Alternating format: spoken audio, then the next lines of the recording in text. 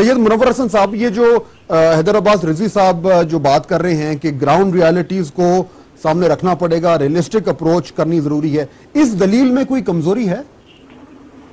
नहीं, पहली बात तो ये है कि हैदर अब्बास रिजवी साहब पार्लियामेंट में जिस करारदाद को मुत्तफ़िका तौर पर मंजूर करा चुके और कर चुके हैं, उसमें तो पहली शर्त ही है कि अमेरिका माफी मांगे। उसमें तो दूसरा पॉइंट ही है कि ड्रोन हमले बंद किए जाएं।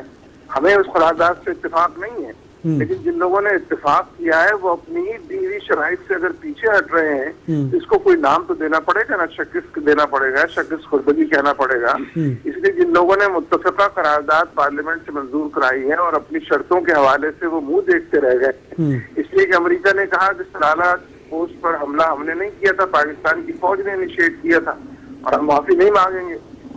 चोरी और सीना जोरी।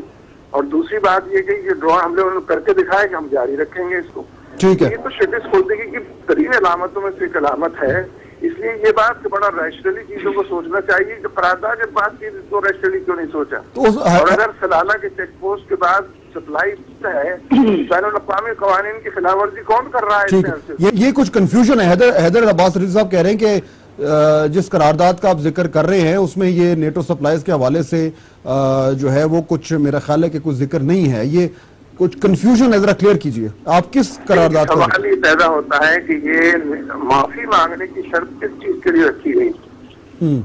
मांगे तो हम फर्क क्या काम करेंगे उनके अमेरिका के हक में, और ड्रोन हमले बंद करेंगे? आखिर करारदाद में दोनों मौजूद है ना। ये दो शराइत आखिर कौन सी काम की तस्मील के लिए, कौन से काम के आगाज की ये दो शराइत रखी हुई, इनको पूरा होना चाहिए। और उस पर बहस हुई है, अमेरिकियों ने बार बार कहा है, उसका जवाब दिया है, कहा इसलिए हमने कसूर ही कोई नहीं किया है। तो जिन लोगों ने अमेरिका का कसूर निकाला था पार्लियामेंट में बैठकर और माफी की दरख्वास्त या इल्तिजा या गुजारिश या दरख्वास्त की थी, वो फिर बताए ना कि किस बात के लिए माफी चाहते थे, वो कौन सी चीज अमेरिका को रिटर्न करनी थी इसके नतीजे। ठीक है, मुनव्वर हसन साहब ब्रीफली मुझे बता दें, ये तो इनका मौकफ हो गया, लेकिन अब जाहिर बात है जो कुछ भी है कुछ कॉम्प्रोमाइज हो रहा है।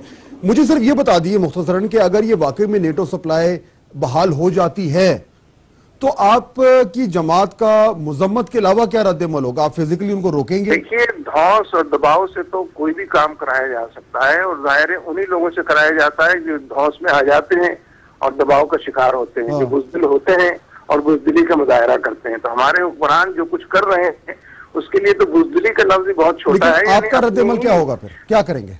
अपनी ही गुलामी की दस्तावेज पर खुद दस्तखत करने के लिए बेचैन, बेताब, बेकरार हैं और हर वक्त उसके लिए आमादा हैं, और पूरी कौमी खुदकुशी के मुतरादिफ होकर अपने ही पैर पर खुद कुल्हाड़ी मार रहे हैं। तो जाहिर है कि जो कौमें और जो जिनकी लीडरशिप जो है वो गुलामी के लिए हम वक्त तैयार हो, तो उससे कहाँ से गिला शुरू किया जाए। लेकिन ये जरूर है कि हमने उन तमाम इलाकों के अंदर जहाँ से नेटो सप्लाई गुजरती है, और इलाके काफी गंभीर हैं, बहुत दूर तक फैले हुए हैं, उन सब में लोगों से अपील की है और बड़े पैमाने पर अपील की है कि ये कौमी आजादी का और कौमी खुद मुख्तारी का मामला है।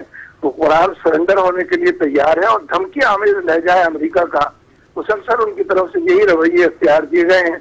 और हमारे लोग जो है मरूब होकर कौमी वकार का भी सौदा कर रहे हैं, तो लोग उसके लिए निकलेंगे और नेटो सप्लाईज के लिए तन धन इंशाल्लाह कुर्बान करें। ठीक है, बहुत शुक्रिया सैयद मुनव्वर हसन साहब। आपने सुन लिया कि अगर ये फैसला इस तरह का होता है तो मुनव्वर हसन साहब ये कह रहे हैं कि फिर वो जो है इसको जो कुछ भी पॉसिबल है, जो कुछ भी मुमकिन है वो करेंगे ताकि नेटो सप्लाईज को रोका जाए। ये सूरत हाल अगर डेवलप होती है तो शायद इसमें मजीद कुछ पेचीदगियां सामने आए।